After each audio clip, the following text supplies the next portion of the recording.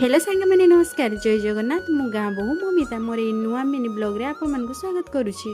तो आज मुई बनाउछि भेंडी आउ आलू बेसर तरकारी। तो चलते देखा केमती बनाउछि।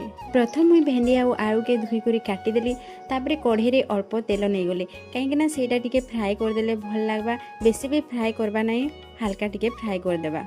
तो मुई भेंडी आउ आलू रो मसला प्रस्तुति कली मुई नै गली रसुण एठी सोरिष जीरा अदा आउ पियाज आउ सुखा लंका देले भी भल हबो गुंड देले भी भल हबो। तो मुई चलली मसला बाटी तापरे कढ़ई रे अल्प तेल दे देली बेसी तेल देले तेले तेले हे जिवो तो अल्प तेल देली तापरे मुई किरा कली एठी सुखा लंका पियाज आउ भृषंग पत्र नै कि ताके किछि समय भाजी देली। तापरे पियाज टा तेल रे भाजी हे गला परे मुई जेन बटा मसला रखिथिली ताके सेठी देकी मुई एबे कसबार आरंभ कली।